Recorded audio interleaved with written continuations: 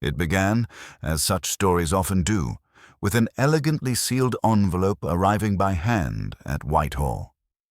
Inside, typed in flawless French, was a communiqué addressed to the Home Office. It alleged, no, it promised, that a devastating diplomatic breach was imminent.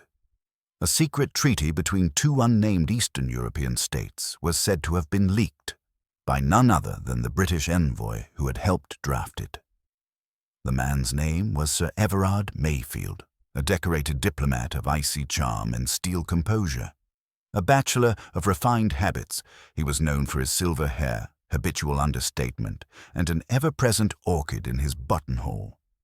To the public, he was a symbol of discretion. To his enemies, a fortress of calculation. 2 days later, Sir Everard was found dead in his London study.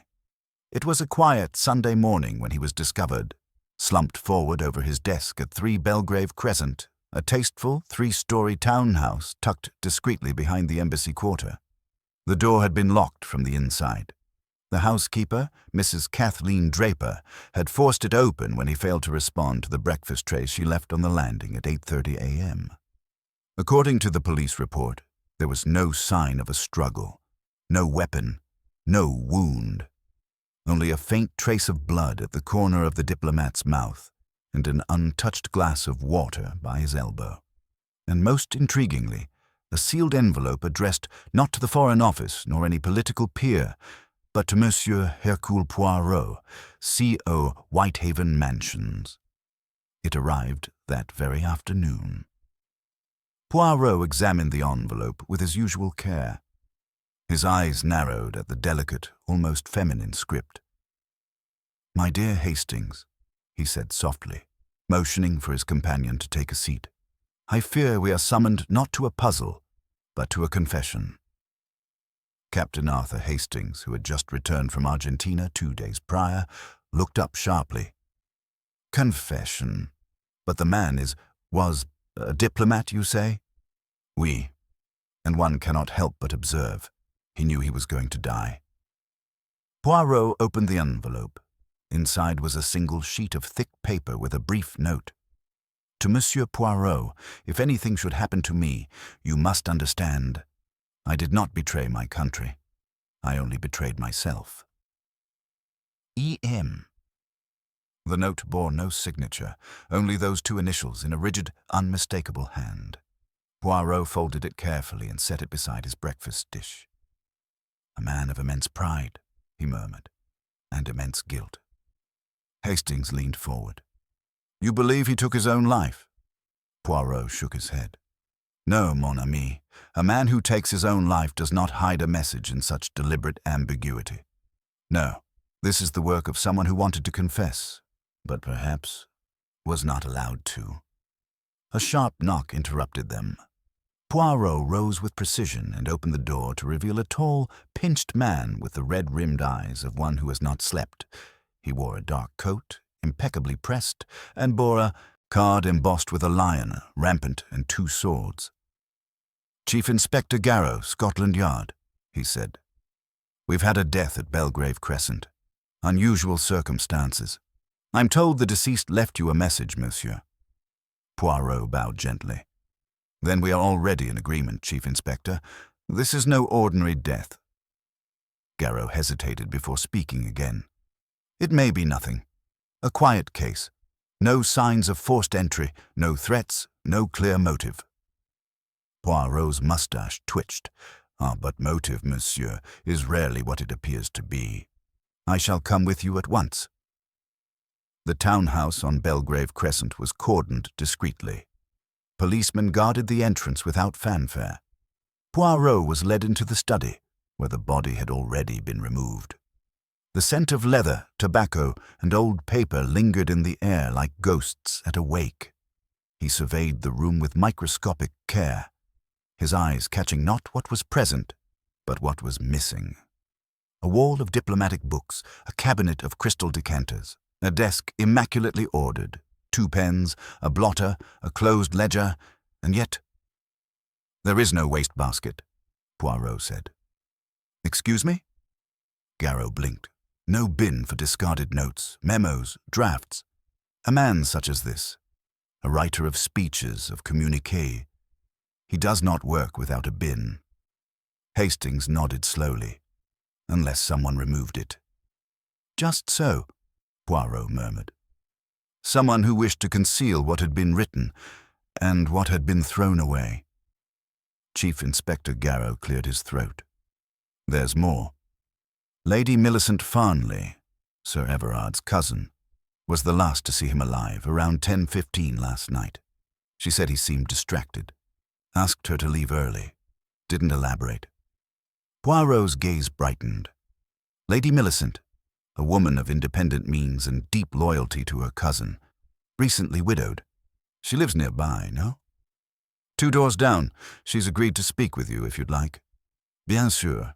But first, I should like to meet everyone who had access to this house last evening. The household staff, the secretary, any regular callers. Garrow frowned. It's a short list. Mrs. Draper, the housekeeper, Lionel Trevors, his political secretary, left around 9:30, and a young man who arrived after 9. No appointment, said his name was Mr. Melrose. Poirot's brow arched. Mr. Melrose? An assumed name, I suspect. He refused to give details. Said it was urgent, wasn't seen leaving. We're still tracking him. Poirot turned to Hastings, voice low. A diplomat, a cryptic note, a visitor who vanishes, and a letter addressed to Hercule Poirot. He paused. Mon ami, I believe this case is not merely about state secrets. It is about something far more dangerous. Hastings looked puzzled. More dangerous than treason? Poirot's eyes glittered. Yes, Hastings. The truth. Poirot and Hastings followed Chief Inspector Garrett as they made their way through the neatly appointed hallway of Sir Everard Mayfield's townhouse. The air was thick with a sense of tension, the faintest hum of uncertainty vibrating in every movement. Poirot's mind, already working at full capacity, took in every detail, the faint scent of polished wood, the careful arrangement of furniture, the lack of any personal, intimate touches in the room. This was a diplomat's house. It spoke of duty, of order, of professionalism. Yet beneath this veneer, Poirot knew there lurked the possibility of something far darker. As they moved into the drawing room, Poirot's gaze flicked instinctively to a small table near the window, where an ornate crystal bowl stood, its contents undisturbed, a small collection of dried roses in various shades of purple and red. The thorns were still there, though faded with time, the petals fragile as tissue paper. Poirot studied it for a moment.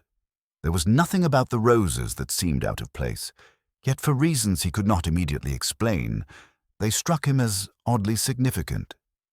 His thoughts lingered on the image for a brief second before he turned his attention back to Garrow. Garrow, you said Sir Everard had few visitors, Poirot asked, his voice as smooth and controlled as always. Only 2, as far as we can tell, Garrow replied. His secretary, Lionel Trevors, left at 9:30 after working late. We've spoken to him.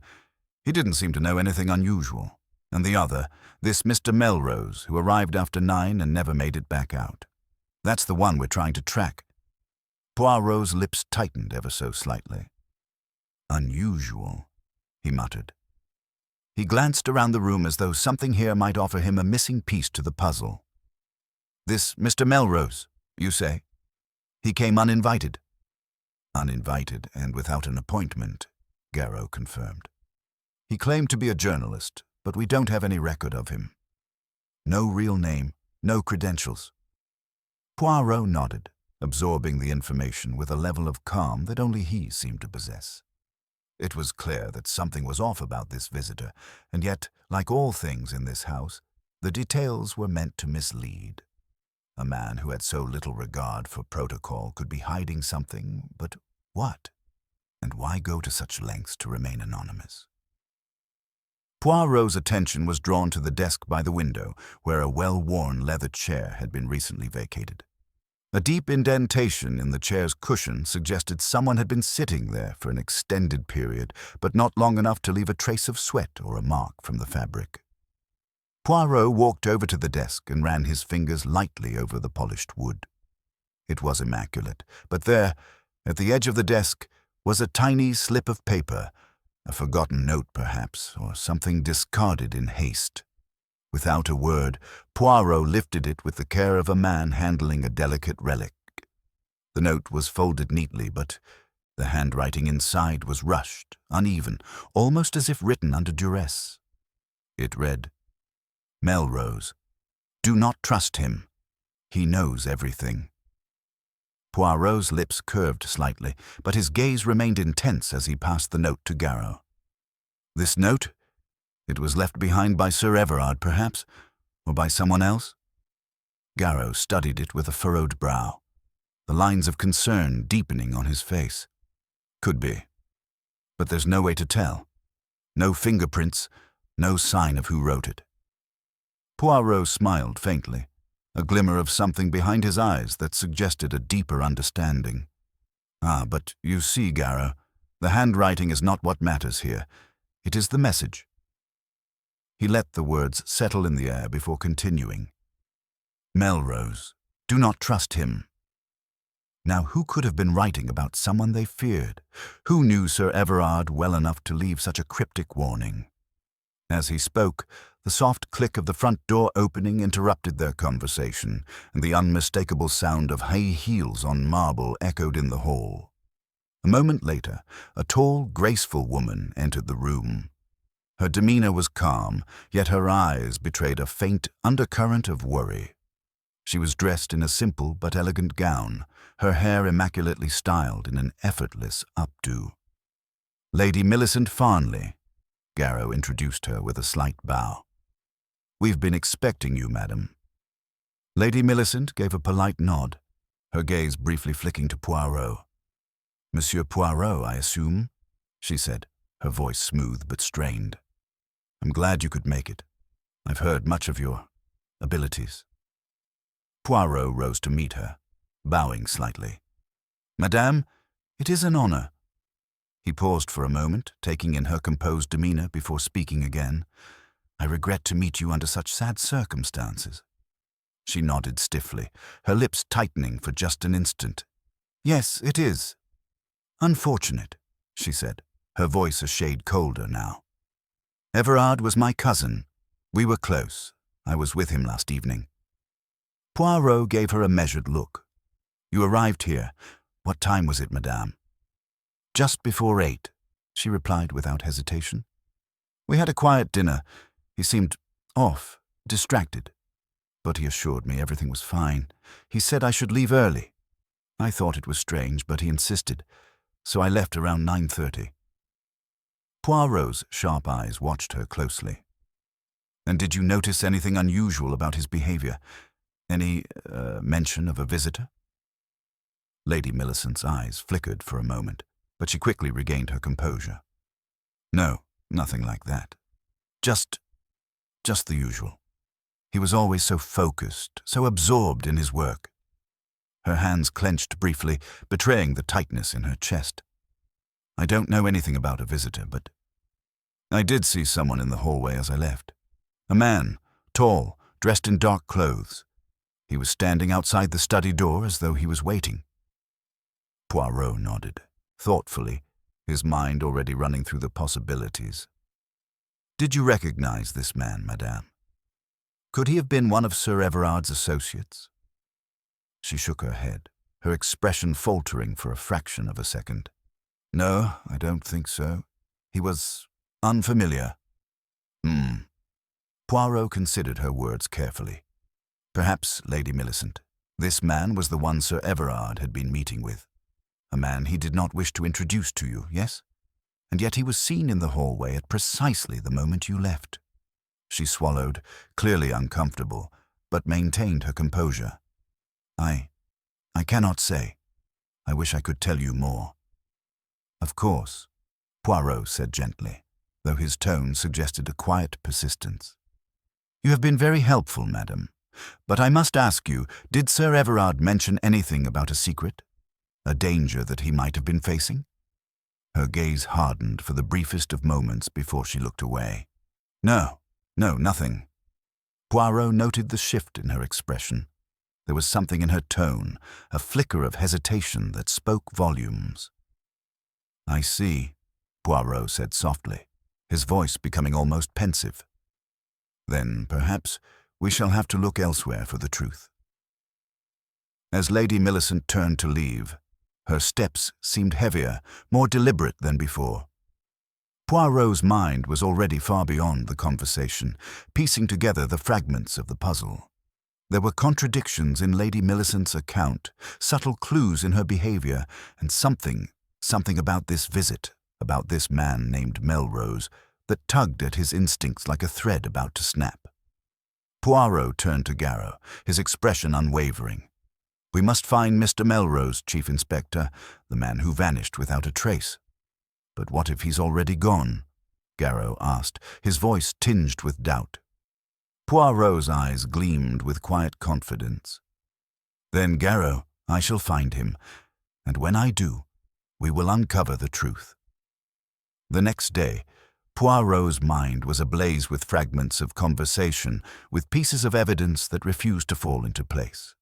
The contradictions from Lady Millicent lingered like an unanswered question, each word she'd said echoing in his thoughts. She had not wanted to tell him everything. That much was clear.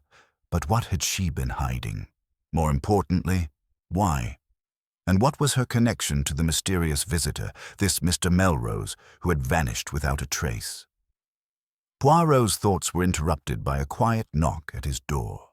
He looked up to see Chief Inspector Garrow standing in the doorway, his face drawn, a slight frown creasing his brow.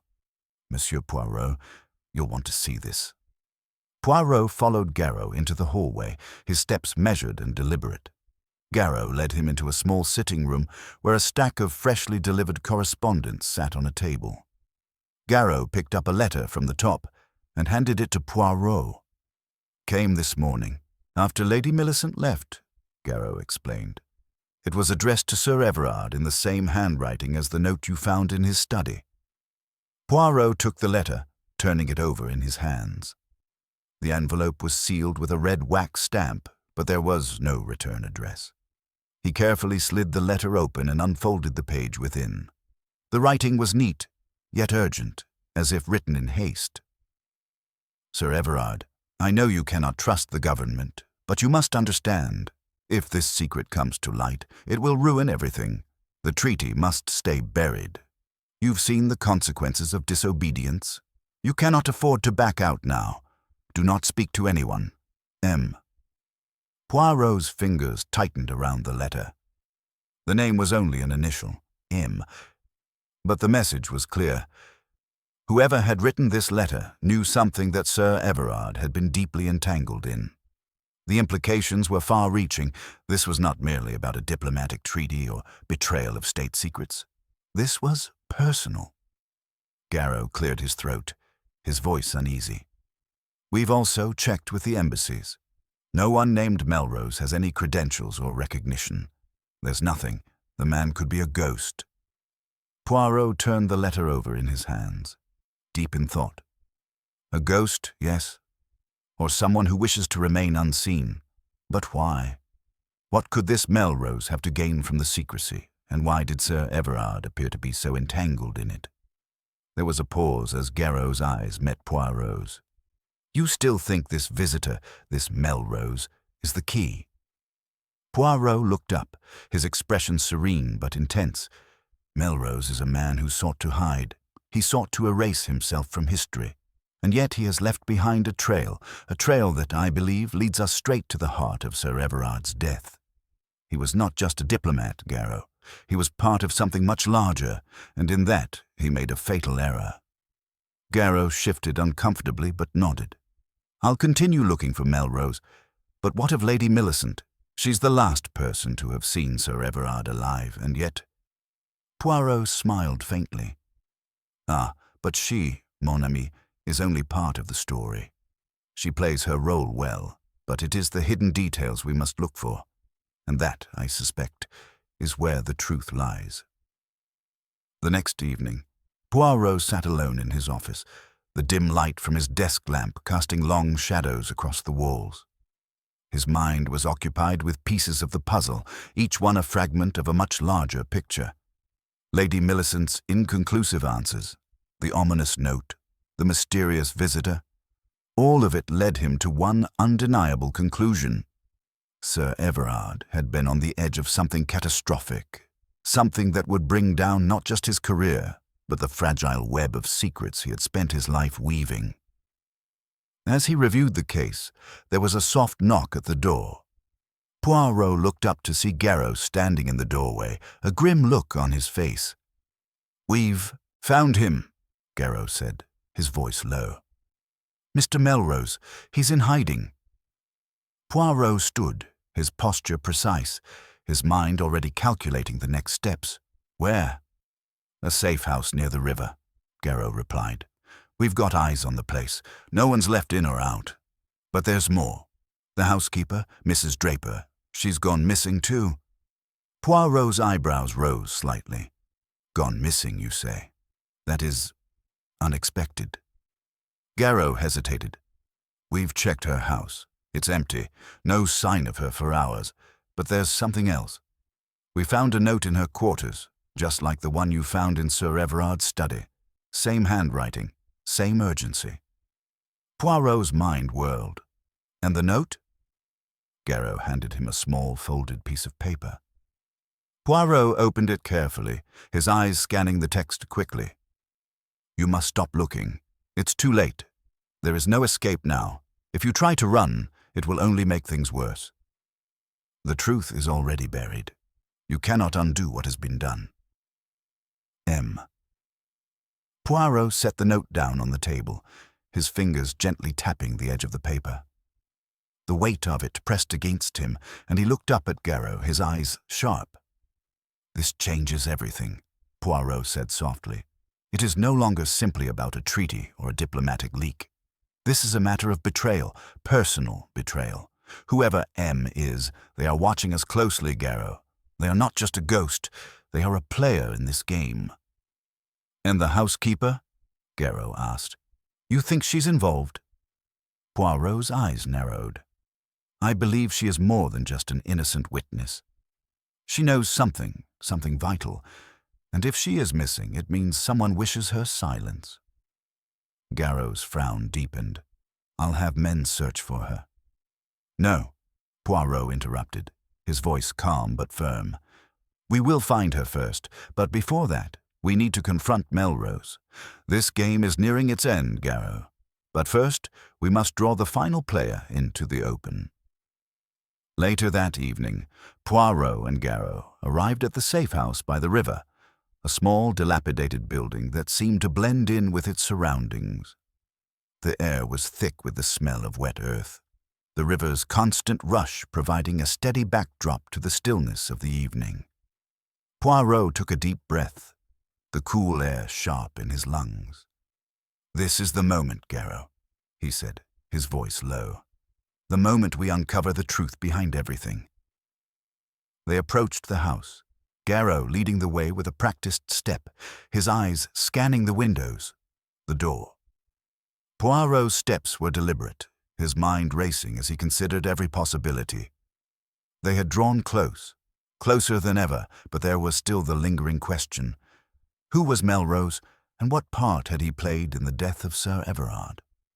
Poirot's hand hovered over the door, then knocked, sharp and decisive.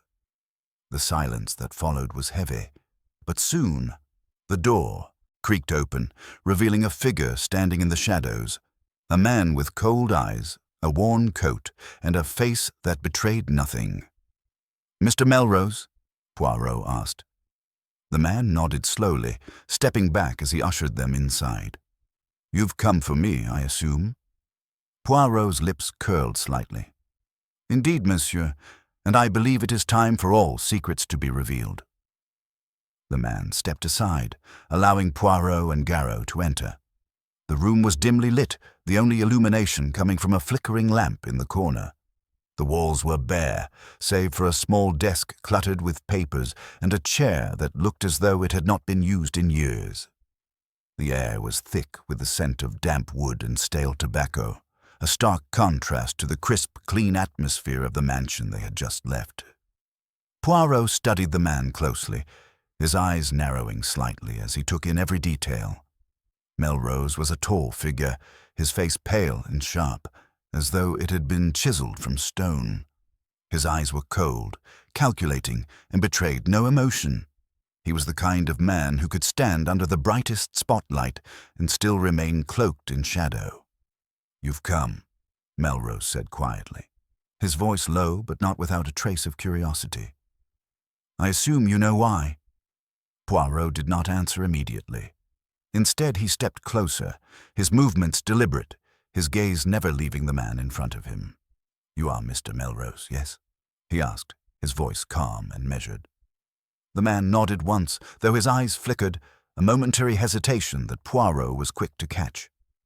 "I am," Melrose replied, the weight of his words hanging in the air.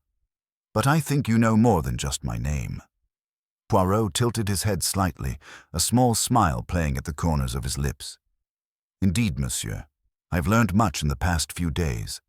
But there is one thing, one detail that still eludes me. It is the same thing that eluded the police, the same thing that I believe is at the heart of Sir Everard's death." Melrose's eyes flickered once more, but he quickly masked it with a neutral expression. "You think you know the truth, Poirot? I assure you, you do not. You have only gathered fragments, pieces of a larger puzzle that you cannot yet comprehend." Poirot's smile widened slightly. "Ah, but you see, monsieur, it is precisely in these fragments that the truth lies. Small contradictions, inconsistencies, they are the threads that, when pulled, unravel the entire fabric of the mystery. You have been careful, very careful, Mr. Melrose, but you made one mistake." "And what mistake would that be?" Melrose asked, his tone a mix of disdain and amusement. Poirot took a slow step forward, his eyes never leaving Melrose's. "You underestimated me," he said simply. "You believed that I would be content with the obvious, with the story you have woven, the carefully crafted lie that Sir Everard's death was an unfortunate accident. But that, monsieur, is where you are wrong." Garrow stood by the door, watching the exchange with a mixture of fascination and confusion. He had seen Poirot in action many times before, but there was something different about this case. Poirot was unraveling the mystery, not just with his intellect, but with his understanding of human nature itself. It was as though he could see through the very fabric of the lies Melrose was weaving. Melrose's face remained unreadable, but the tension in his posture was palpable. "You think you know everything," he said, his voice cold. "You think you understand what happened, why Sir Everard is dead, but you're wrong. You cannot fathom the consequences of your actions if you keep pressing. There are things at play here that go far beyond a simple murder." Poirot's eyes narrowed. "What do you mean, monsieur? Are you saying that Sir Everard's death was not the result of a simple mistake, that it was not tied to the secrets you were hiding?" "Speak plainly." Melrose took a slow breath, his gaze flickering briefly toward the window as though he were considering whether or not to reveal more. Poirot didn't press. Instead, he waited, his patience a sharp contrast to the underlying urgency in Melrose's silence. Finally, Melrose spoke again, his voice barely above a whisper. "It was never about the treaty. Not really. That was the distraction, the cover. The real reason Sir Everard was killed is because he had discovered the truth about me, about what I've been doing."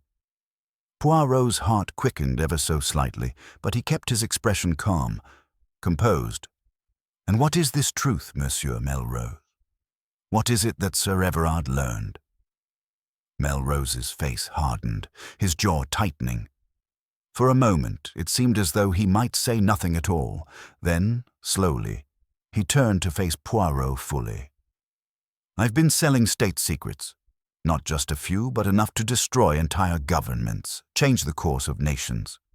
I was working with people on both sides, manipulating situations, buying and selling information. I thought I had covered my tracks, thought I had made myself untouchable. But Sir Everard, he found out. Poirot stood in stunned silence. The revelation was far more complicated than he had anticipated. The game had changed entirely. This was no longer about a diplomat leaking secrets for some noble cause or in the name of national interest. This was about power, greed, and betrayal on a scale far beyond anything Poirot had encountered before. And what did Sir Everard plan to do with this knowledge? Poirot asked, his voice steady, though the wheels of his mind were turning faster now, each new piece of information sparking a dozen new questions. Melrose let out a bitter laugh. He was going to expose me. He was going to bring everything into the open, and I would have been ruined. I couldn't let that happen, Poirot. Not after everything I've worked for. So, I did what I had to do. I killed him. Poirot did not flinch. And the housekeeper, Mrs. Draper, was she part of this? Melrose's eyes darted toward the door, and Poirot saw the briefest flicker of fear. She knew too much. She was loyal to Sir Everard, and when she found out what he was planning, she came to me. She threatened to tell the police, but she didn't realize how deep I was in. She thought she could make a deal. She thought she could use her knowledge to escape, but I made sure she wouldn't talk. She's gone because she had to be. Poirot stood still for a moment, absorbing the gravity of what Melrose had just confessed. "You killed her too?" Poirot asked, his voice quiet but intense. Melrose's lips tightened into a thin line. She would have ruined everything. Poirot's mind was working furiously now, piecing together the complex layers of the crime. This was not just a murder, or even two murders. This was a carefully orchestrated operation, an attempt to cover up a lifetime of betrayal and manipulation. But there was still one thing that didn't add up. Poirot's gaze shifted, his eyes narrowing ever so slightly. But what about the note? The note that was sent to Sir Everard, warning him to stop looking. Melrose's face tightened. That note, it was meant to warn him. I didn't expect him to push as hard as he did. I underestimated him. Poirot's smile returned, though it was small, almost imperceptible. "Ah, monsieur, you underestimate a great many things." Melrose's expression faltered, and Poirot took a step forward. "You see, I do not believe you are telling me everything. You have omitted something important, a detail, and it is that detail which will lead me to the truth." Melrose's posture stiffened, but he said nothing. Poirot continued, his voice now laced with quiet determination. "The truth, monsieur, is never as simple as you would like it to be, and that, I believe, is your final mistake." Poirot's gaze remained fixed on Melrose, studying him with an intensity that seemed to pierce the very fabric of his carefully constructed facade. The diplomat's posture had shifted subtly, his shoulders tightening, his jaw clenched. He had made a grave error in thinking that Poirot's insight could be undermined by half-truths and manipulation. The Belgian detective could see through the layers of deception like a skilled surgeon peeling away a malignant tumor. There was something off about Melrose's story, something that didn't sit right. Poirot knew this man, had seen this type of evasion before. It was the small inconsistencies, the way a person would hastily obscure the truth when faced with a sharp, methodical mind like his own. Poirot's mind whirred as he took another step forward, never breaking eye contact. "You are certain, monsieur, that you have told me everything?" Poirot asked, his voice calm but with a subtle undertone that suggested he was no longer seeking answers. He was challenging Melrose to speak, to offer him the final piece of the puzzle. Melrose swallowed visibly, his eyes darting to the door, to the window, as if looking for an escape. His earlier bravado had dissipated, replaced by a cold, calculating awareness that Poirot was not one to be trifled with. He knew the detective was not about to let him go, at least not without extracting every ounce of truth from him. "I've told you what you need to know," Melrose said, but his voice was too steady, too rehearsed. Poirot knew he was lying. "But there is still something," Poirot pressed, "a question, I believe, that you have yet to answer. Why did you leave the key to Sir Everard's study out in the open? It was not locked." "That, monsieur, was a mistake, a detail that betrays your careful planning." Melrose froze, his expression betraying a flicker of panic. He had expected to be questioned about the murders, the motives, the secrets he had been hiding. But Poirot was honing in on something far more subtle, the details that were often overlooked, but which would be his undoing. "You misunderstand," Melrose said, attempting to recover his composure. "It was meant to appear as though I was covering my tracks, throwing suspicion off of myself." "But, monsieur," Poirot interrupted, "that would be a very clumsy way to cover your tracks. A professional such as yourself, someone with your experience, would know better. You would have ensured that the key was not found so easily. And yet, there it was, out in the open. A mistake or a deliberate choice?" Melrose looked away, his fingers twitching at his sides, betraying his agitation. Poirot's eyes narrowed slightly. This man, though clever, had let his guard slip. And in that moment, Poirot knew he had him cornered. "I did not kill Sir Everard because I wanted to," Melrose said, his voice suddenly raw, as though the weight of his actions were beginning to press down on him. "I did it because I had no choice. I couldn't let him ruin everything I've worked for, everything I've sacrificed." Poirot tilted his head, regarding Melrose with an almost imperceptible expression of sympathy. "Sacrifice, monsieur? Or greed?" "I believe it is the latter. You sought power. You sought to control what others could not. The knowledge you sold, the information you traded. It was never for a noble cause, was it?" Melrose shook his head, as though trying to rid himself of Poirot's judgment. "You don't understand," he said, his voice thick with frustration. "You cannot comprehend the weight of what I've done. The deals I've made, if I had been exposed, the consequences would have been catastrophic. Not just for me, but for the very balance of power in Europe. Sir Everard was a threat. He had to be dealt with." Poirot's face remained unchanged, his mind still turning over every detail. Melrose was drowning, caught in a web of lies and justifications that Poirot could see through with frightening ease. "And Mrs. Draper?" Poirot asked again, his voice soft but cutting. "She too had to be silenced, not because she knew about your dealings, but because she was loyal to Sir Everard. That, monsieur, is where the psychological game was played." Melrose's eyes darted once again to the door, his anxiety now palpable. Poirot could see the man's thoughts racing. How far could he go? What could he say before everything collapsed around him? "You don't understand, Poirot," Melrose muttered, his voice growing fainter.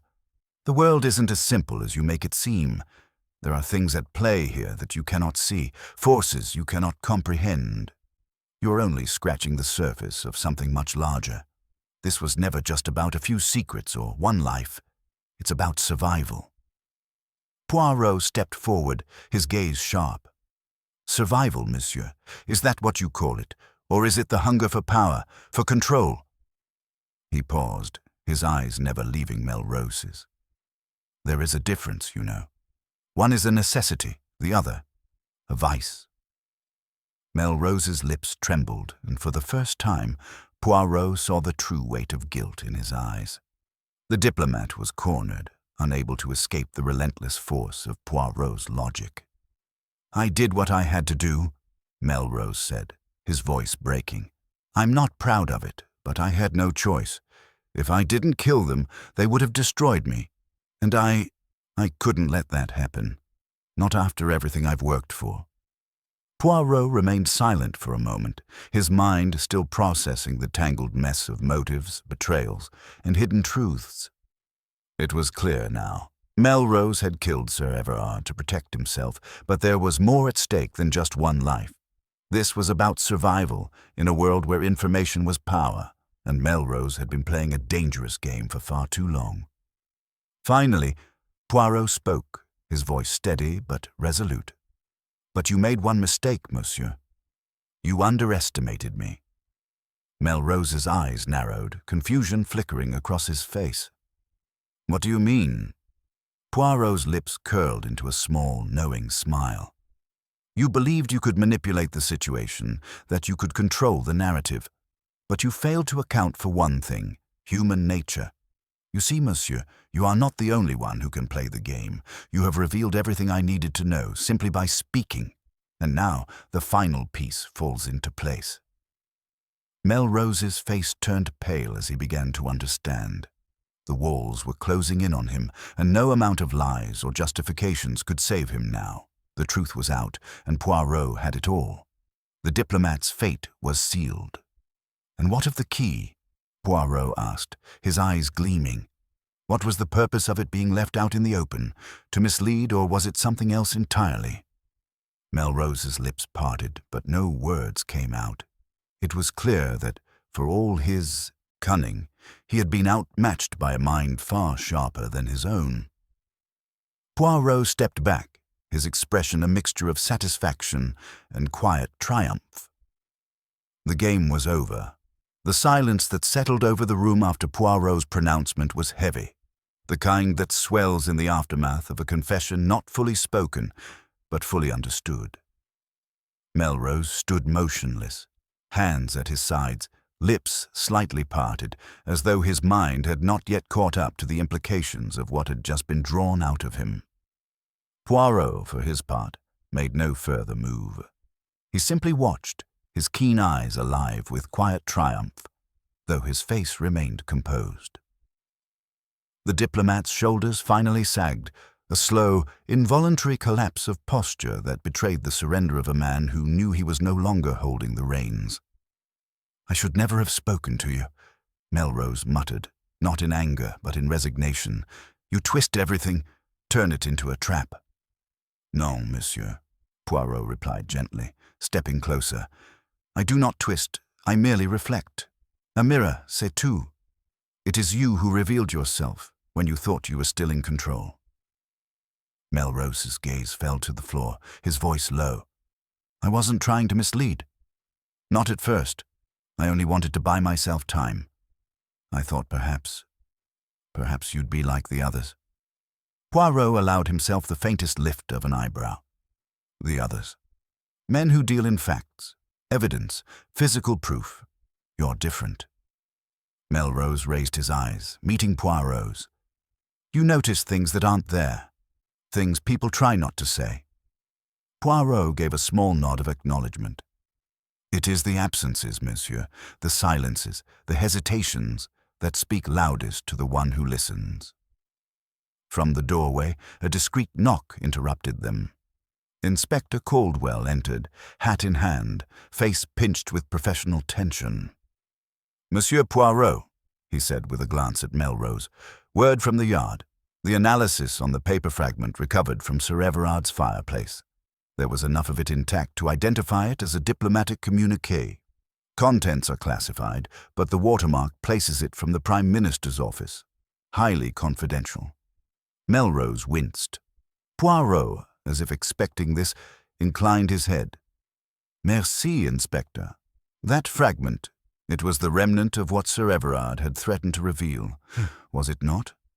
Melrose remained silent. Poirot turned to Caldwell. "And the ink used, was it confirmed to match the fountain pen we found in the secretary's drawer?"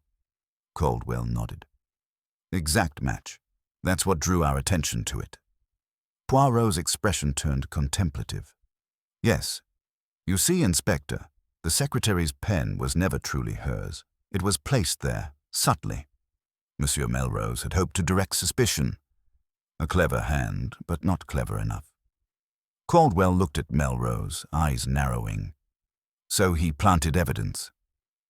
"A desperate move," Poirot said softly. "And yet it betrayed him. The secretary had no motive, no opportunity. But Melrose, he had both. and he underestimated how his desire to deflect suspicion would backfire. Melrose took a trembling breath. Sir Everard discovered the leak. He confronted me. He gave me one chance to come forward and resign quietly. He said he'd protect the government, but he wouldn't protect me. He laughed bitterly. I knew what that meant. I would be stripped of everything. Legacy, reputation, future. So I acted. Poirot folded his arms gently. You acted, yes.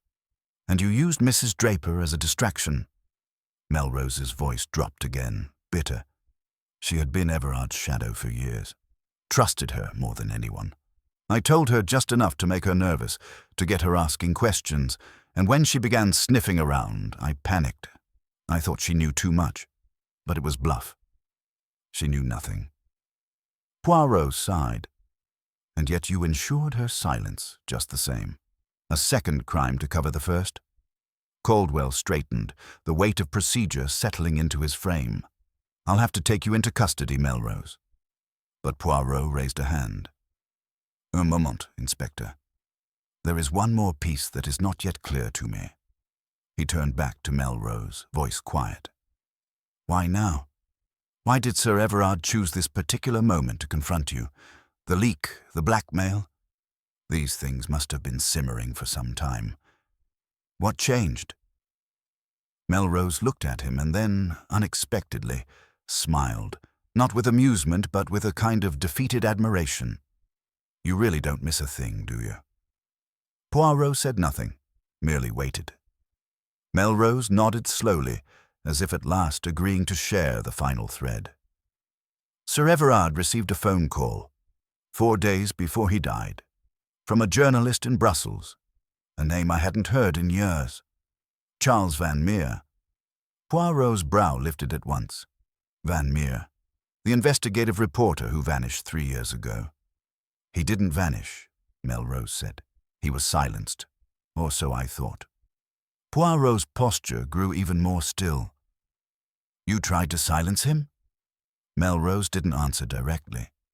He'd been sniffing around my dealings in Europe, particularly a deal involving a tech conglomerate and back-channel diplomacy. If that story had come out, I'd have been ruined. So I dissuaded him. Threatened? Poirot asked coolly. Melrose gave a bitter smile. Paid. Then threatened. Then arranged for him to disappear. But I suppose he found his way back. And he called Everard, told him everything.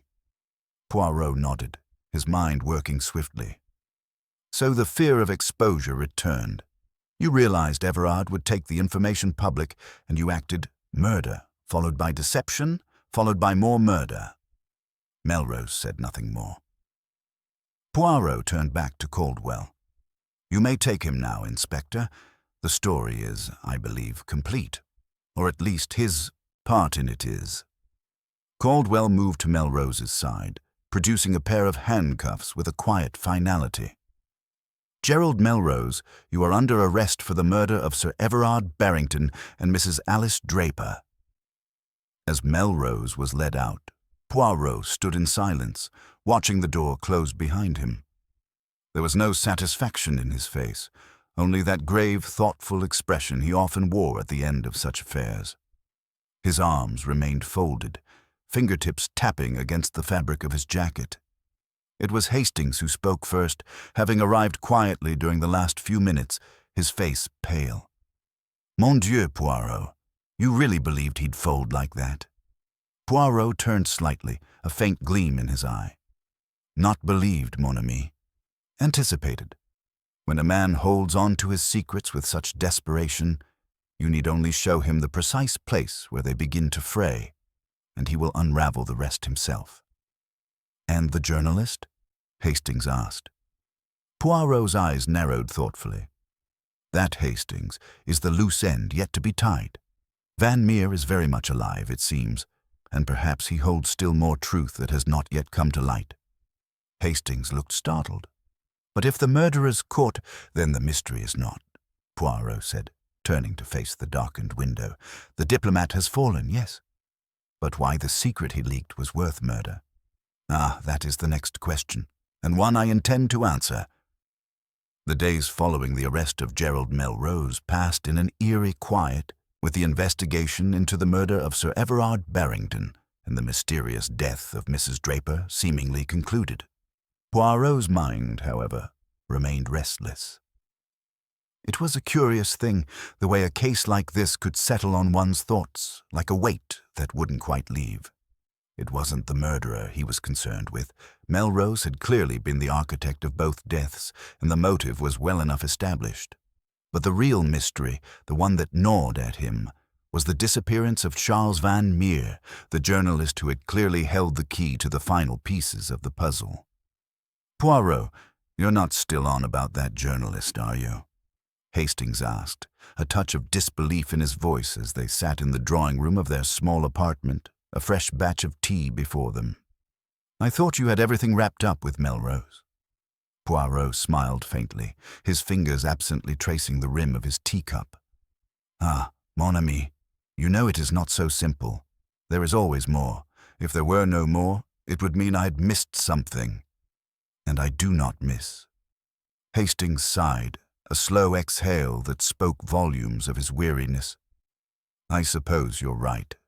But how do you even begin to track down a man who vanished off the face of the earth 3 years ago?" Poirot's gaze sharpened. "That is the question, yes. But a man does not vanish so completely, Hastings.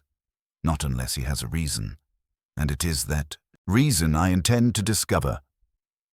It had been days since the arrest, and the police had already begun the process of combing through the evidence related to Melrose's diplomatic dealings, searching for the final, elusive link between the diplomat and the murder of Sir Everard.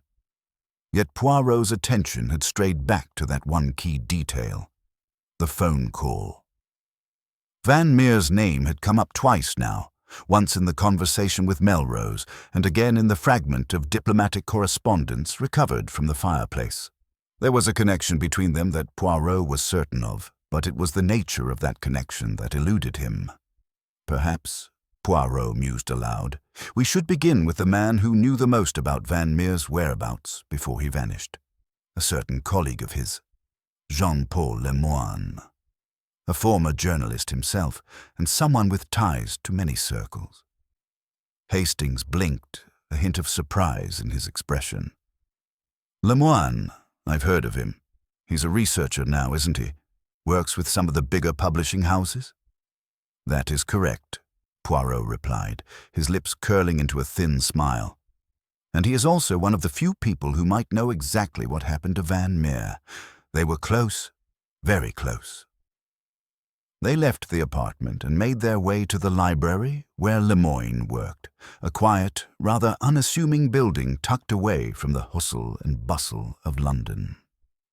The library's exterior was unpretentious, yet inside it was a veritable maze of shelves and high ceilings, its air thick with the scent of old books. Lemoine, a middle-aged man with thinning hair and a sharp gaze, greeted Poirot with a nod, but made no attempt to hide his discomfort.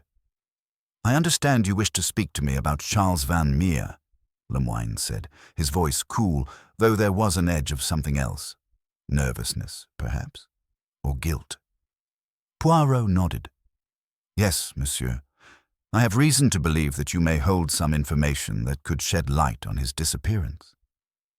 Lemoine's eyes flickered briefly, his jaw tightening before he leaned back in his chair, folding his arms. "I told the police everything I know." "Ah, but the police are not interested in the subtleties of a man's character," Poirot replied smoothly. "They are interested only in facts. I seek to understand the nature of his disappearance, and perhaps to understand why someone would go to such lengths to erase his existence." Lemoine hesitated, then sighed, rubbing a hand across his brow. "Very well.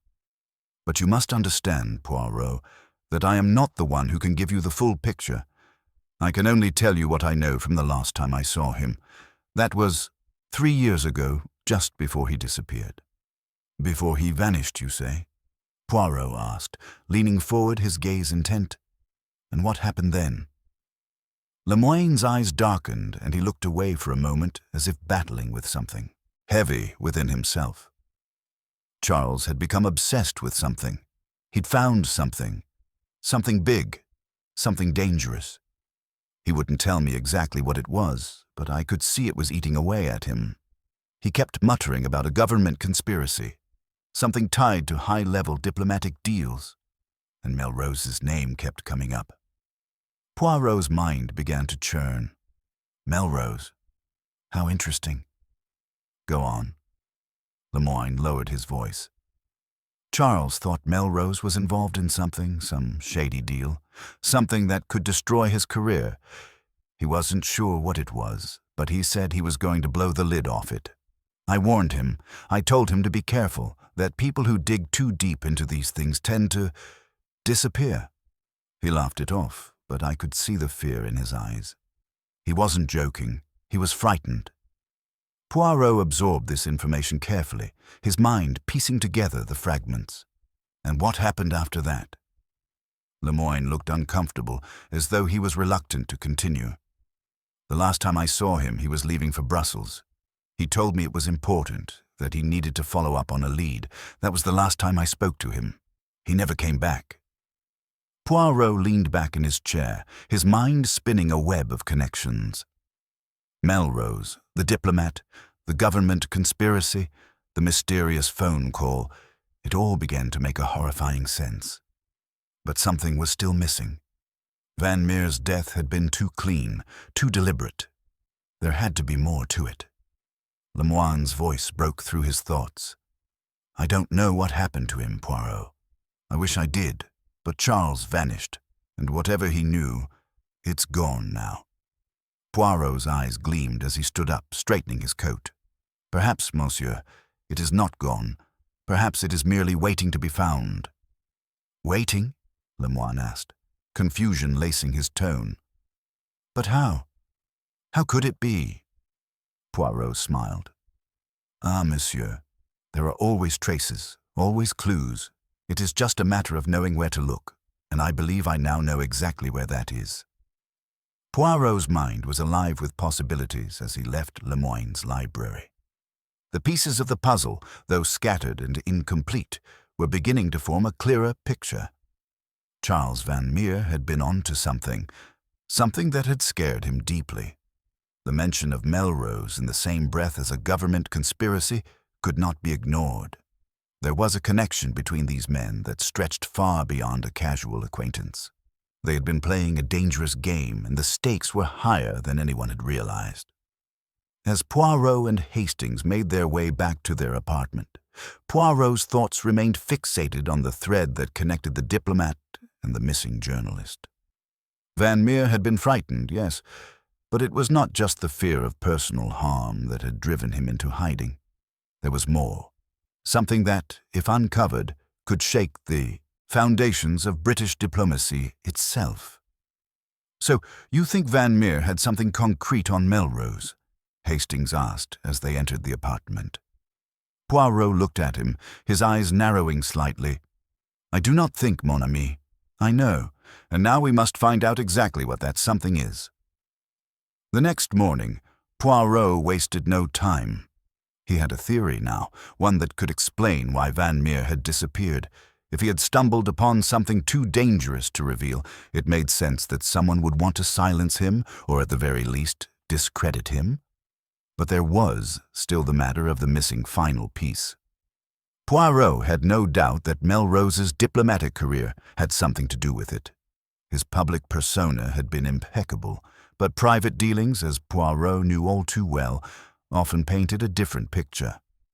Poirot instructed Hastings to visit Scotland Yard and retrieve any new documents they had on Melrose, especially anything related to his interactions with foreign diplomats. Meanwhile, Poirot returned to the scene of the crime. Sir Everard Barrington's estate.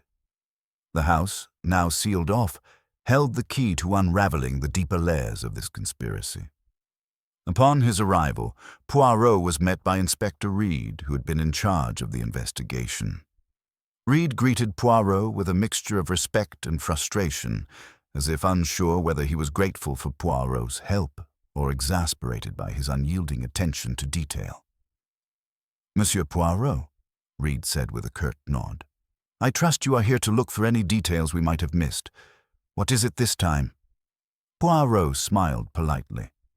But I am afraid that is not for me to say. It is for me to observe. And observe I shall." Reed led him through the mansion, past the grand hallways and into the study where Sir Everard had been murdered.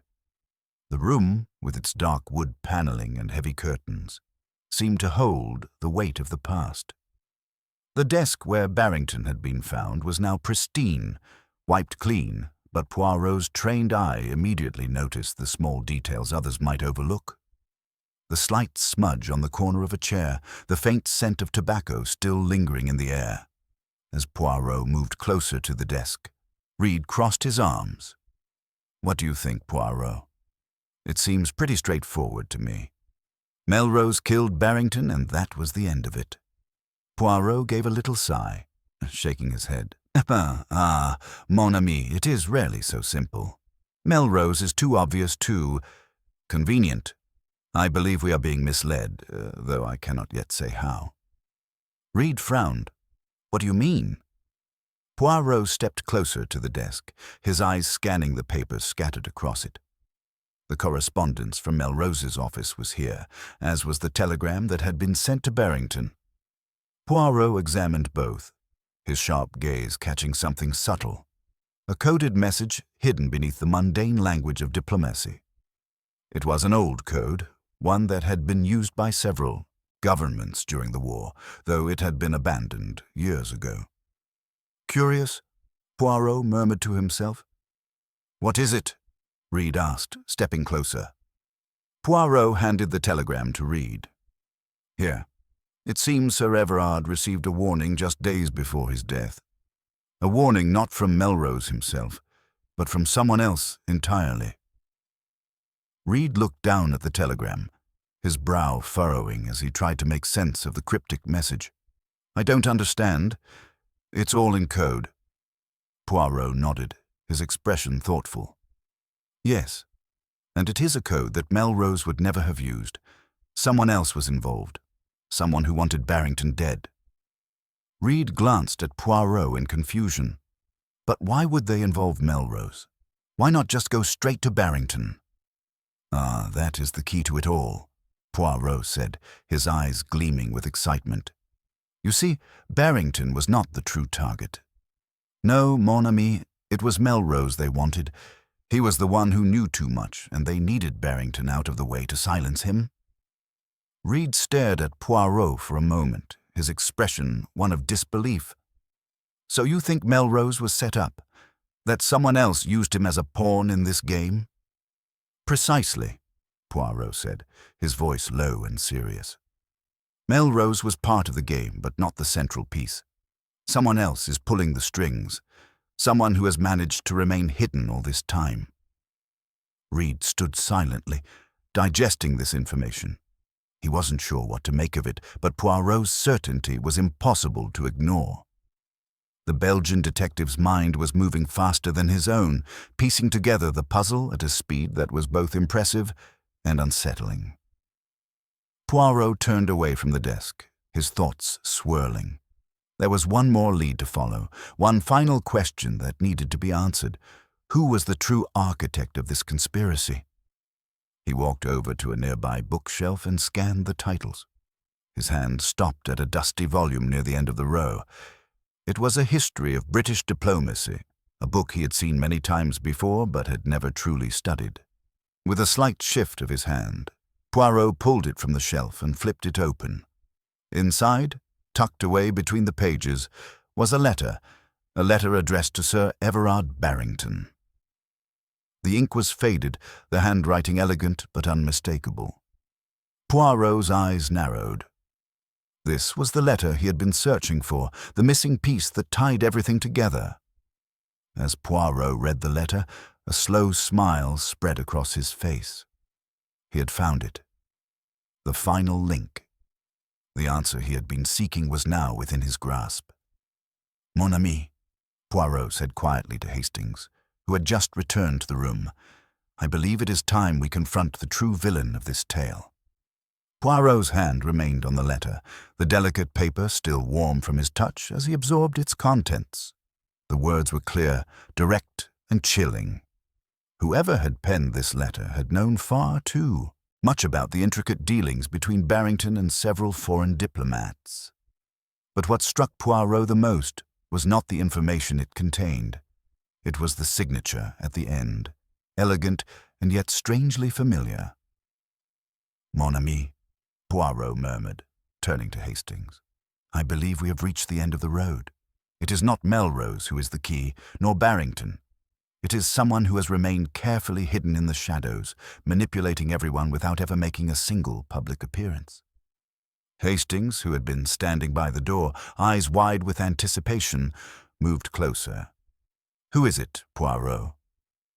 Poirot placed the letter on the table, his fingers lightly resting on it as though it were some sacred relic.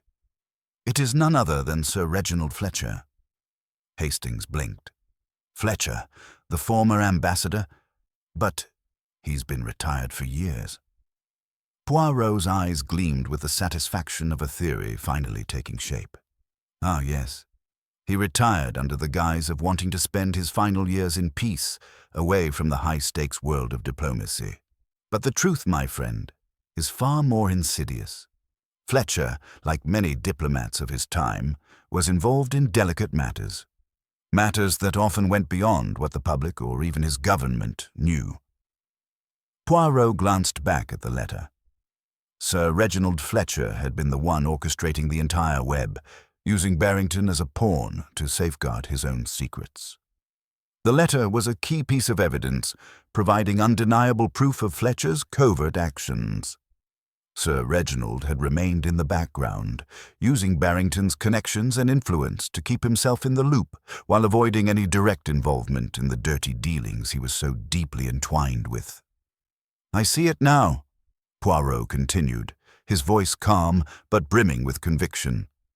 Fletcher knew that Barrington had begun to question the integrity of certain agreements and international negotiations. Barrington had become a threat to Fletcher's empire of subterfuge, and so he had to be eliminated. But it wasn't just Barrington who needed to be removed. No, Fletcher needed to silence every person who might be privy to his web of deceit, including the unfortunate Charles Van Meer. Hastings nodded slowly, piecing the puzzle together.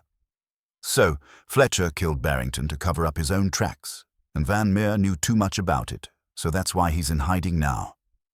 "Exactly, mon ami," Poirot affirmed, turning to face him fully. "And now we must act quickly, for Fletcher is a man who will not hesitate to strike again. He is too clever to have let this go on for so long without taking precautions. We must confront him before he can make his next move." Poirot's mind was already racing ahead, planning the next steps. They needed to move carefully. Fletcher was a man with connections, someone who had built a career on influence and manipulation. He would not be easy to catch, and he would certainly not confess willingly. But Poirot had one advantage: his understanding of human nature. While Fletcher might be adept at hiding his true intentions from the world, Poirot could read between the lines in a way that no one else could. "I shall need to pay a visit to Sir Reginald's estate," Poirot said, his eyes alight with purpose. "There, we will find the final pieces of this puzzle. We must confront him with the truth before he has the chance to disappear into the shadows once more." Hastings, always the loyal companion, nodded. "Shall we go now, Poirot?" "Oui," Poirot replied, adjusting his hat. "But we must be cautious. We do not know how far his influence reaches. It would be unwise to underestimate him." The two men left their apartment and made their way to the outskirts of London, where Sir Reginald's grand estate lay nestled among the sprawling grounds of his private estate. The mansion stood tall, its ancient stone walls hiding the secrets within. It had been the perfect place for Fletcher to operate from in the shadows, away from prying eyes and public scrutiny. Yet it had become clear that all secrets eventually come to light. As Poirot and Hastings approached the house, they were greeted by a servant who looked more than a little surprised to see them. "Monsieur Poirot, Sir Hastings," the man said, bowing respectfully. "What brings you to Sir Reginald's residence?" "I trust Sir Reginald is at home?" Poirot asked, his voice composed but with an underlying edge of urgency. "I'm afraid Sir Reginald is unavailable, Monsieur Poirot," the servant replied. "He is in the study, but I was not expecting visitors." "Then we shall go to him," Poirot replied firmly, stepping past the servant without further comment. "Thank you for your hospitality." The servant hesitated for a moment, but then stepped aside, allowing them entry. As they walked through the grand hall, the faint scent of tobacco lingered in the air, an old familiar scent that Poirot associated with many of his past investigations. They had arrived just in time. Poirot knew that they could not delay any longer. They would confront Sir Reginald now, before he had a chance to dispose of any evidence or escape. They made their way down a long corridor, and as they neared the study, Poirot paused, motioning for Hastings to stop. There was no sound coming from within, nothing to indicate that Sir Reginald was aware of their presence. Poirot moved silently, his mind already working through the possibilities. There were no guards, no traps, no immediate threats, yet the feeling of danger hung in the air like a heavy fog. Poirot gently turned the handle and pushed the door open. Sir Reginald Fletcher was seated behind a large oak desk, his back to them. He did not turn when they entered, seemingly unaware of their approach. "Sir Reginald," Poirot said coolly, his voice carrying through the stillness of the room. The man at the desk stiffened, but did not turn around. "Ah, Poirot," he said, his voice laced with a hint of amusement. "I suppose I should have expected you. You always seem to appear at the most inconvenient of times." Poirot stepped forward, his eyes scanning the room. "It is never inconvenient to unmask the truth, Sir Reginald. The truth, as you know, is a patient hunter." Finally, Sir Reginald turned in his chair, his face a mask of calm composure. "So, you have discovered everything then?" "Not everything, no," Poirot said softly, but with steel in his voice. "But I know enough. You orchestrated Barrington's death to protect yourself, and in doing so, you condemned an innocent man to a life on the run. Charles Van Meer may have fled, but you cannot escape the truth." For a long moment, there was silence between them. Sir Reginald's lips curled into a faint, almost imperceptible smile. "And what will you do with this knowledge, Poirot? You think you can bring me down with a few words?" Poirot's expression remained unchanged. "I will do what must be done, mon ami. The game is over." And with that, the final confrontation began. Sir Reginald's eyes narrowed as Poirot spoke, the faint smile on his lips fading. There was an air of finality in the detective's tone, something that seemed to reach deep into the heart of the former diplomat's calculated composure. For a moment, Sir Reginald said nothing, as if measuring his options. Poirot, ever the patient observer, did not move an inch, his posture unwavering as he waited for the next move in this silent game of chess. "Do you truly believe you have won, Poirot?" Sir Reginald's voice was calm, though there was a hint of tension beneath the surface. "You have no evidence, no proof, merely suspicions and theories." "Ah, but you are mistaken, Sir Reginald," Poirot replied, his voice as smooth as silk, yet carrying an undeniable weight. "I do not need your confession. I need only the truth. And the truth, you see, is something that always finds its way to the surface. It is only a matter of time."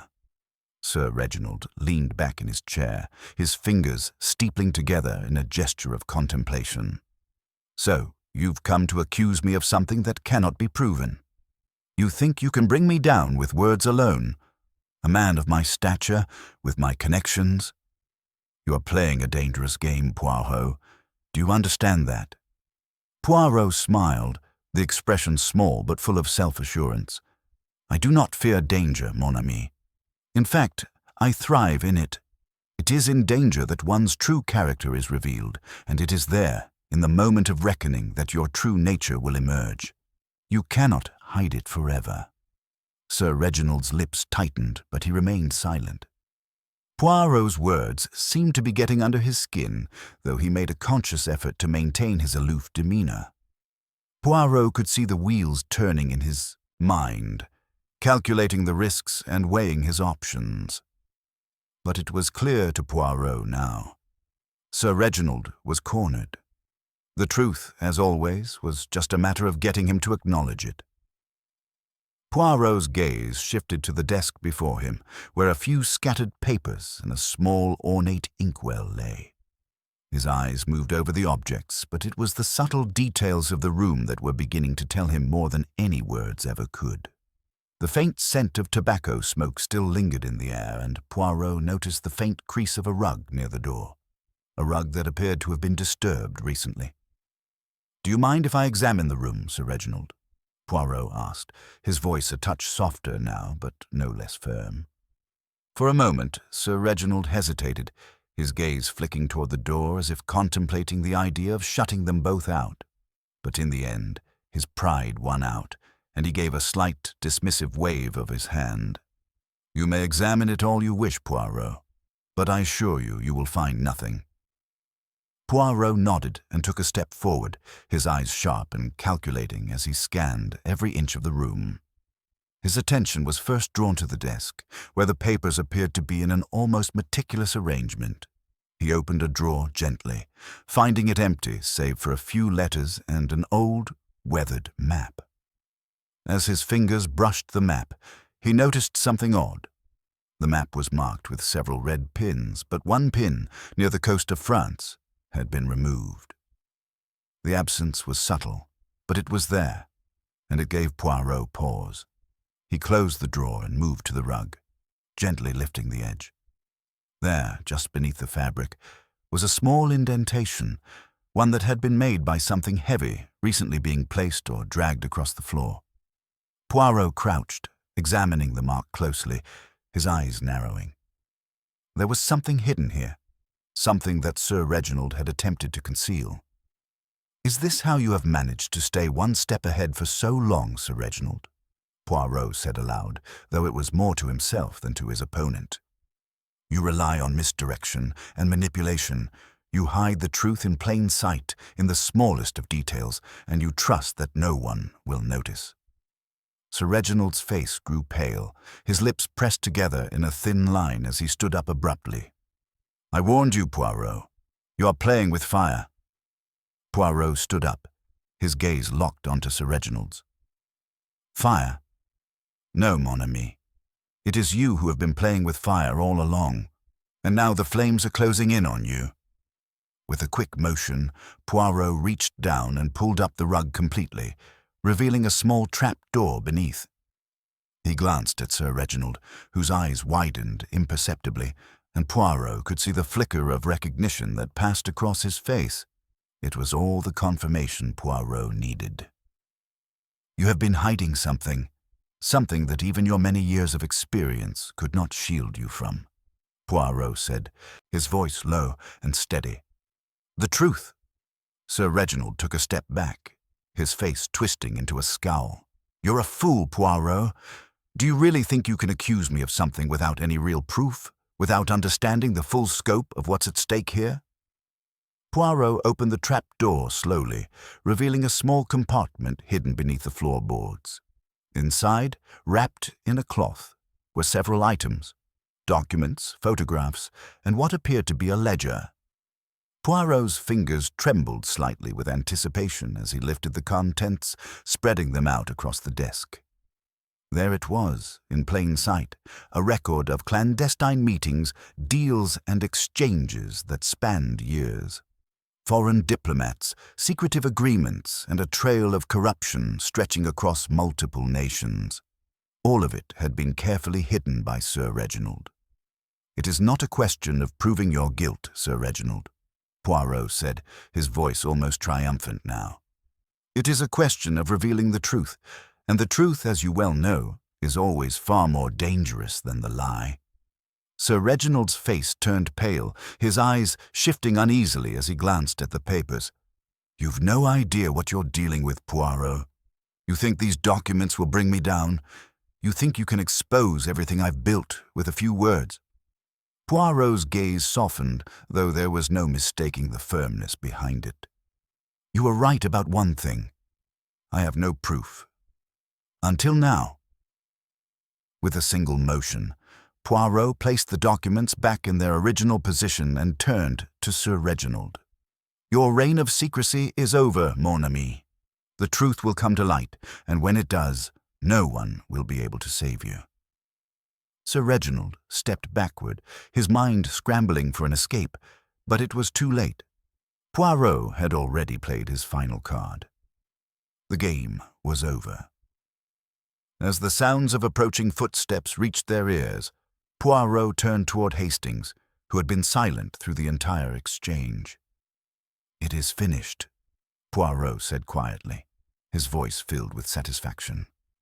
Hastings nodded, understanding at once that the case was solved. They had caught Sir Reginald, and soon justice would be served. The truth, as always, had prevailed.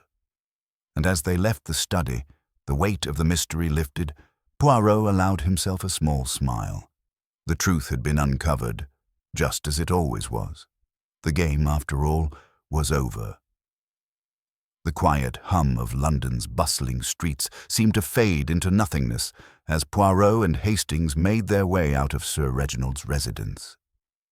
The sense of finality hung heavily in the air, and yet Poirot remained unusually contemplative, his expression a mask of quiet resolve.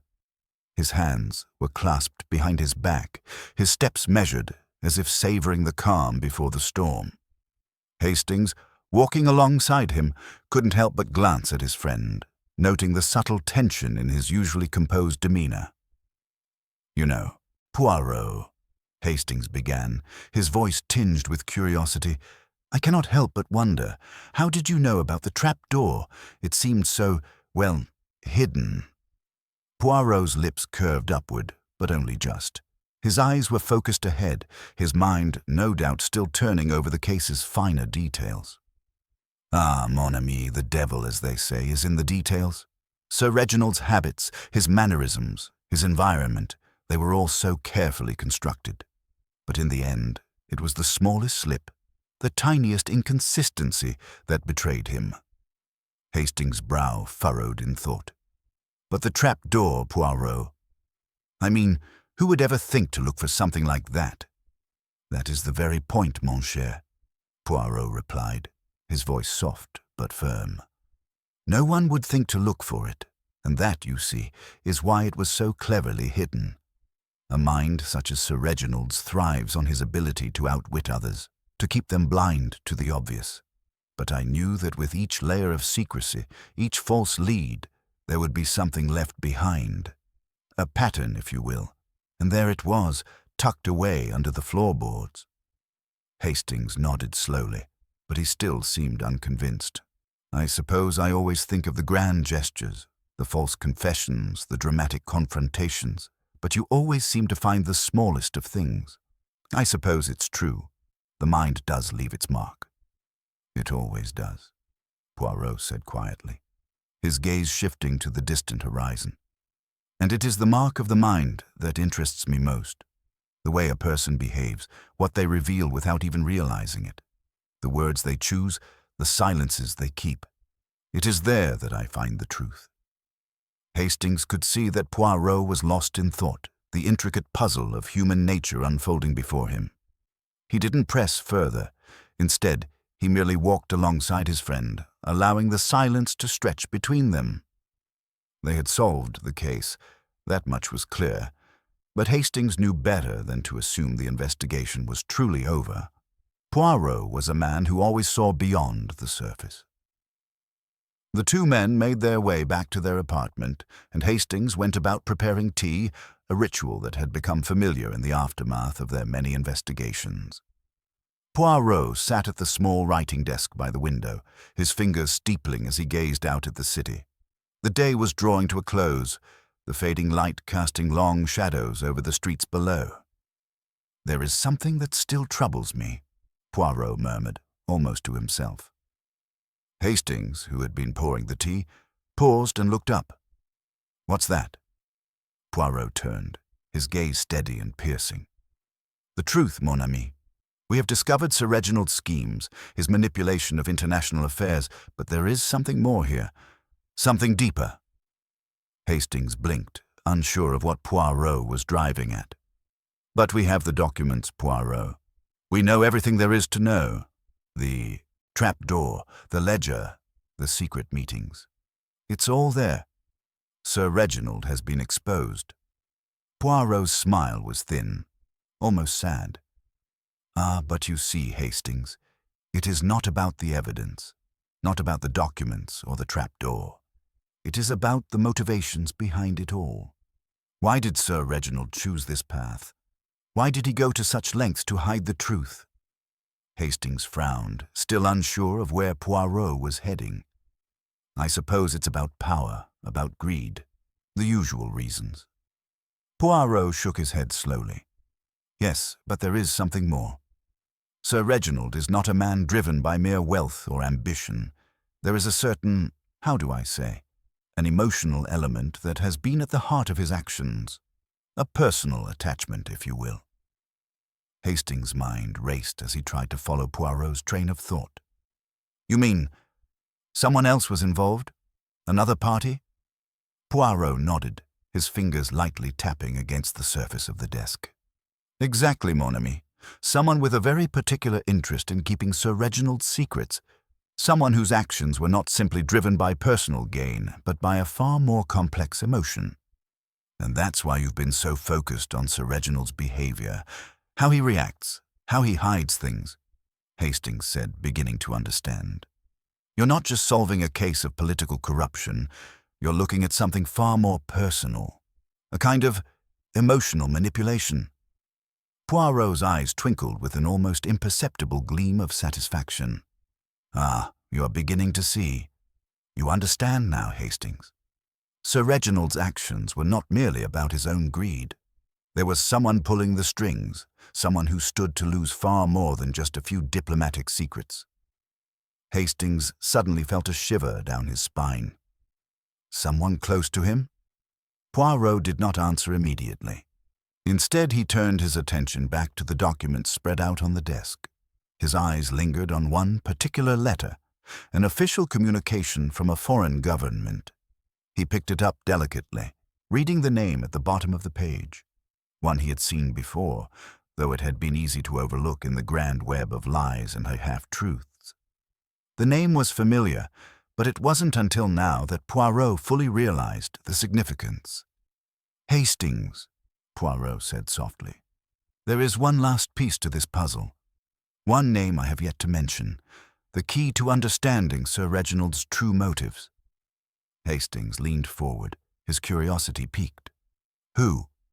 Poirot's eyes met his, steady and knowing. Lady Evelyn, Sir Reginald's wife. The name hung in the air between them like a whisper, and Hastings immediately understood. Lady Evelyn, the woman with the perfect composure, the public figure with a polished smile, the one person who seemed untouchable in this web of intrigue. Yet, as Poirot had so astutely deduced, it was she who had set everything in motion. You believe she was the one behind all this? Hastings asked, disbelief creeping into his voice. Poirot's smile was calm, but there was no mistaking the sharpness behind it. Not only behind it, mon ami, but also the one whose reputation Sir Reginald was so desperate to protect. The affair between them, the lies, the cover-up, it was all a game to her. And now she stands to lose everything. Hastings felt his heart race as he realized the full depth of the deception. Lady Evelyn had played them all, using her husband as a pawn in a much larger game. But for what reason? Poirot set the letter down, the weight of the situation settling over him. Tomorrow we confront Lady Evelyn. The truth will finally come to light. The storm that had been brewing since the beginning of the case was now reaching its peak. The last pieces of the puzzle were falling into place, and soon Poirot would unravel the final, most dangerous layer of deception. The endgame was near. The next day, Poirot and Hastings made their way to the grand estate of Sir Reginald and Lady Evelyn, where the tension of the previous evening still seemed to hang thick in the air. The morning had been unusually bright, but for some reason, neither of them felt much of the warmth. Poirot, despite his usual immaculate composure, seemed to carry an air of quiet anticipation, a subtle alertness that matched the crispness of the spring breeze. As they approached the sprawling estate, Hastings couldn't help but notice the stark contrast between the building's grandiose exterior and the unease that seemed to have settled within its walls. Lady Evelyn had, at least to the public eye, always maintained the picture of a perfect marriage, one rooted in respect, wealth, and social stature. Yet behind the doors of this elegant mansion lay a labyrinth of secrets, and Hastings could sense that today Poirot would expose the final, most dangerous layer of deception. Lady Evelyn, as Poirot had suspected, was not one to make hasty decisions. She was as meticulous as her husband in every manner, reserved, careful with her words, and above all, a master of maintaining control. But Poirot had seen through the calm facade, and now he was ready to reveal the truth she had so desperately tried to keep hidden. The door to the drawing-room opened to reveal Lady Evelyn, standing with an almost regal posture. Her beauty, as ever, was striking, but it was her eyes that betrayed her. A hint of something deeper, something darker lurked there. She offered them a polite, if slightly strained smile as she gestured for them to enter. "Monsieur Poirot, Captain Hastings, I am so glad you could join me this morning," she said, her voice smooth and composed, but Poirot, ever the observer, caught the slight tremor in her hand as she gestured toward the chairs by the fireplace. Poirot, with his usual air of quiet confidence, offered a polite smile in return. "Madame, it is always a pleasure, but today, I must confess, it is a matter of great importance that brings me here."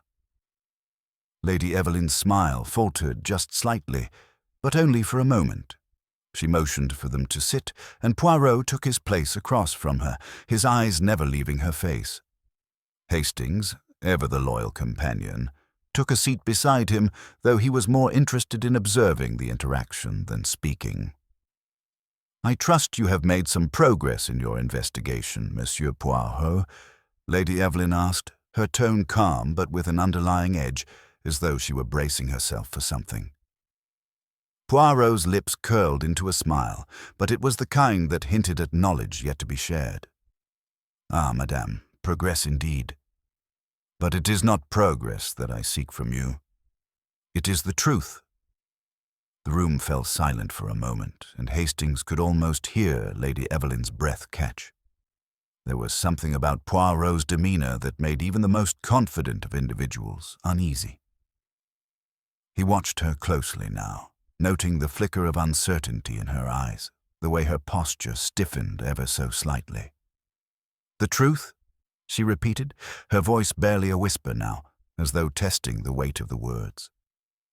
"Yes, madame," Poirot said, his tone measured but firm. "For too long, you and your husband have woven a web of lies and manipulation, and now the time has come to untangle it." Lady Evelyn's eyes narrowed, and for the briefest moment, Hastings could have sworn he saw the faintest flicker of panic behind them, but just as quickly, it was gone, replaced by a mask of perfect composure. "I have no idea what you're talking about, Monsieur Poirot. My husband and I have always lived our lives in accordance with the highest standards of decency and respect." Poirot leaned forward slightly, his eyes piercing through her carefully constructed words. "And yet, madame, there are things that even the most careful of people cannot hide. What you and Sir Reginald thought was carefully concealed, I have already uncovered." The tension in the room thickened, and for a moment, Lady Evelyn seemed to contemplate her response. Her fingers curled slightly around the edge of her chair, betraying the calm she had worked so hard to maintain. "You are mistaken," she said, her voice low but firm. "There is nothing for you to uncover. Nothing of significance." Poirot's eyes did not leave hers. "I have already uncovered the secret you have so desperately tried to keep hidden. It is not just your husband's reputation that you are protecting, is it? No, madame, it is your own, your affair with Count Vasili, his death, the cover-up, the manipulation of the diplomatic cables. It was all part of your plan. The air seemed to freeze, and Hastings felt a chill crawl up his spine. He had suspected as much, but to hear Poirot speak the words so clearly, so calmly, left him momentarily speechless. Lady Evelyn's hand went still, and for a moment her mask slipped, but only for an instant. She blinked, her gaze steadying, and when she spoke again, her voice was colder than before. "You have no idea what you're talking about." Poirot remained unmoved, his gaze unwavering. "I know, madame, that Count Vasili's death was no accident. I know that you were the one to orchestrate it, and I know that it was not just a matter of passion, as you would like to believe. No, it was far more calculated than that." Lady Evelyn's lips trembled, but she did not speak. Poirot continued, his voice gentle yet cutting. "You thought that by silencing him, you could protect your marriage, your social standing, but in the process, you made a fatal mistake. You underestimated one thing." She raised an eyebrow, her expression one of feigned curiosity, but her eyes flickered nervously. "And what might that be, Monsieur Poirot?" "Your own emotions, madame. You thought you could hide them, suppress them, but they betrayed you. The guilt, the fear, the desperation, it all left its mark, and that mark led me straight to you." For a moment, the room was heavy with silence, save for the crackling of the fire in the hearth. Lady Evelyn sat perfectly still, her face an unreadable mask once more. Poirot's words had struck deep, and the weight of the truth hung in the air, suffocating in its finality. "And now?" she finally asked, her voice low, almost resigned. Poirot's expression softened, though there was no mistaking the quiet triumph in his eyes. "Now, madam, you must face the consequences of your actions. Sir Reginald's involvement will come to light, your affair with Count Vasili, the murder, the cover-up. It is all unraveling, and there is no hiding from the truth any longer." Lady Evelyn looked down, her fingers twisting the edge of her dress. For a brief moment, the facade cracked, and Poirot saw the raw emotion hidden beneath, the regret, the fear, the realization that her carefully constructed world was falling apart. But even as she seemed to shrink under the weight of her own guilt, Poirot did not feel pity. His role was not to feel for the criminals he uncovered, but to reveal the truth they so desperately tried to bury. And in this case, the truth would be Lady Evelyn's undoing. She finally met his gaze, and though her face was as composed as ever, there was a tremor in her eyes. "What now, Monsieur Poirot? What will you do with me?" Poirot's gaze softened, but only slightly. "Now, madame, you will face the consequences of your actions, and justice will be served, as it always is."